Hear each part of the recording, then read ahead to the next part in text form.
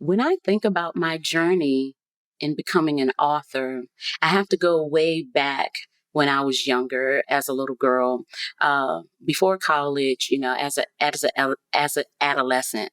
And I've often spent time in my room writing poetry, writing songs even, and I fantasized about actually becoming an author. I thought about what it would be like to have that life. What does that life look like? I didn't know any authors. I read a lot of books, a lot of romantic books, and I often romanticized that role. I thought about their life as a little girl. What does that look like? And sort of saw myself, getting older and having the freedom of traveling anywhere and doing anything. But as long as I had a pen and a paper, as long as I had a pencil and a notebook, that I could create content and be creative and develop stories and talk about people. And so it was just a thought. It was just a dream, something that was just floating around in my mind as I filled up notebook after notebook, as I read my mother's novels that she kept upstairs. As I grew up, and I got college age, I did think about whether or not I could choose this as a career path. But it didn't turn out like that. And I believe that I was the one to convince myself that it couldn't happen. Just like I was when I was a little girl, romanticizing this role, romanticizing this career.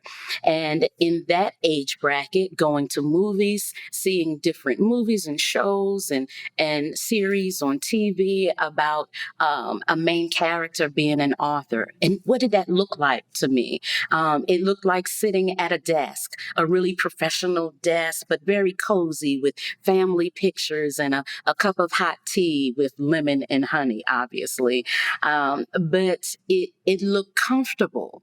And it didn't seem like to me that having a comfortable life, doing something that I loved, was the kind of life that would support me. It didn't seem like doing something that I wanted to do was the thing that I should be trying to do. And I know that sounds crazy, right? It does. It sounds crazy. And I never told anyone that I wanted to be a writer. I hardly mentioned it. I hardly even spoke it out loud. And so I do remember going to school. I went to North Carolina A&T State University in Greensboro, North Carolina. And I remember being on campus those first few days and the weeks and having to choose a major. And in the back of my mind, I wanted to write, and I didn't know what to do. And I felt compelled to choose a career where as soon as I graduate, I could start to make money. I pushed it to the back, being an author. I pushed my dream to the background. Don't do that. Don't push your dream to the background. Just, go with the flow. And so it would come up through my life, can I be an author? Can I still do it? Will I still write? And I did, wrote a lot of poetry and even presented my poetry in a lot of different atmospheres. While I was in college, I was an actor, I sang, and that gave me the creative satisfaction, but it didn't fulfill my dream. So I studied computer science. And now today I am a senior systems engineer, and there's some fulfillment in that. I've grown, I've learned a lot. The things that I do, I'm making great contributions to my job, to the community, but it was still a dream unfulfilled, right? Every movie I went to, every show I watched with an author, they were doing what they wanted to do. Listen, Even if it didn't pay their bills, they were happy doing it. And it still seems so romantic to me, write a novel, shop around to see who will pick up your novel. Oh, will they pick it up this time? No. What did they think about it? I wanted that life. I felt like I could be successful doing that. And just watching all of these people in my mind make believe live out this life. And it still kept coming up, for me.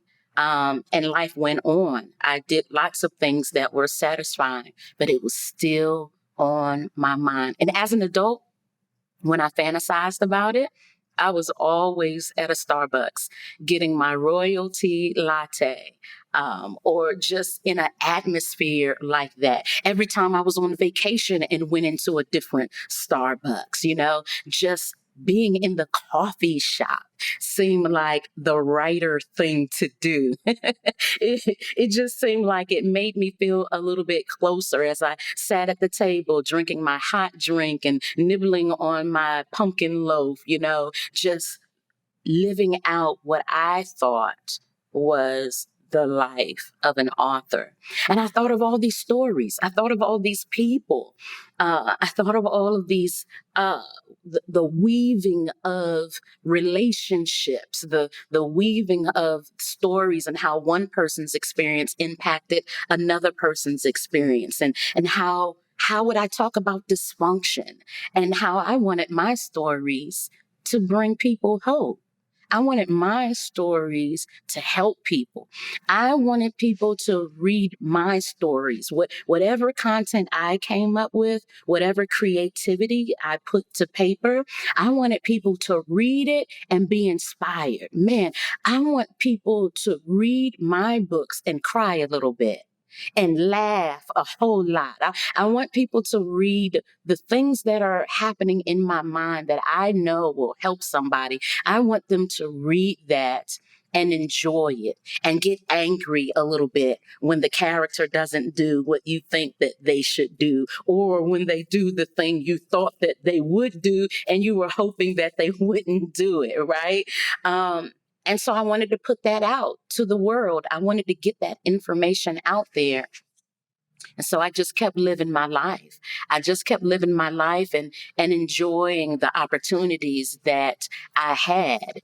And so as I got older, and I just accepted the successes that God allowed me to have. And I thought, well, maybe I'll do this when I retire, when I'm older. I thought maybe I'd do this when I'm in my 60s and 70s, right? And I could still go to the coffee shop. I could still get my hot drink. I could still get my little bitty food and sit there and just write. But would it be too late? I don't know. Would that be too late to live out your dream? Does it make sense to push your dream to retirement? It didn't make sense to me. But then a few years ago, I met Dr. Richmond, and seeing her live her dream gave me hope. Seeing her live her dream as an author, even as a publisher, I thought, she's making me believe again. She's making me think about this thing. And I can do it. It was something about encountering her. We were at the same program. I was the MC and she was the keynote speaker. And we just blended. We didn't know each other, but we enjoyed one another's company. And she made me think about that little girl, that adolescent, that college age girl. She made me think about that working woman. She made me think about all the things that I am. And in those moments, every moment, how I still dreamed about becoming an author. And I had books, I had things. I started writing a chapter on this, a few chapters on that. And I thought, she could help me. She can help me make it happen. And I started talking to her, and then I lost touch a little bit. And then when I saw her present the opportunity to become an author, I said, this is my time. I'm going to jump out there. I'm going to make that dream a reality.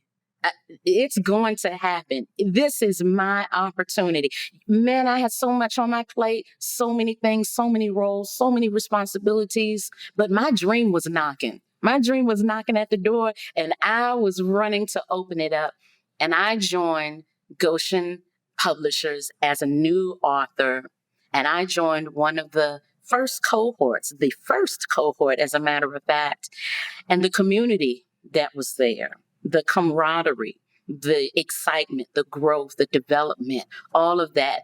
Doing that in a community, in a setting where everyone was of like mind and excited about fulfilling their dreams and accomplishing something that they were looking forward to accomplishing. That felt good to me. That felt right. I was in the right space. I was with the right people, and we were all working towards the same goal. And seeing those first few chapters of my first book come to life, man, it was like gas in the gas tank. Once I saw that, once I saw that I was good at it, once I got those stories down and I saw that I could help people at the same time, there was no stopping me.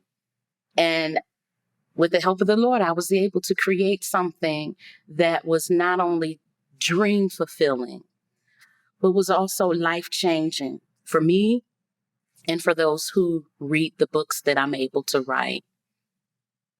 Writing the next book, I felt the same freedom. I felt the same sense of victory and accomplishment because I know that what I'm offering to the world is not just entertainment. It's not just self-help, but it's an opportunity to see that they can fulfill a dream as well. So as I'm talking about relationships and I'm talking about conflict resolution, as I'm talking about breaking through, I'm helping the individual become a better individual. And hopefully during that process, they can start to dream again. They can start to hope again. And then believe that some of the things that they've put on the back burner, they can still do. That's what I want to do as an author. And it's still my dream. As I'm writing now, as I continue to write the next book and the next book and the next story, that's my dream, to help people realize their dreams, to develop themselves, to sharpen themselves, to go after more knowledge, right? To go after that opportunity, to be risky and to fail forward, to mess up a little bit. Hey, every chapter that I write isn't always a winner in that first written piece, right? When I send it off, for editing, I get notes back and I get an opportunity to do it better. And so I want to show people that they can do it. Somebody's going to see this video. Somebody's going to encounter these words and they're going to say, I've been putting this off for far too long. Photography. I've been putting journalism. I've been putting all of these things, music, singing, dancing. I've been putting these things off. And now I can do it. I'm telling you, you can do it. I had to dream again. I had to bring my dreams out of their sleepy state and wake them up. And I'm walking in it. And I'm enjoying it. And I enjoy helping people. And if you are like me, it's never too late. If it's still on your mind, you can do it.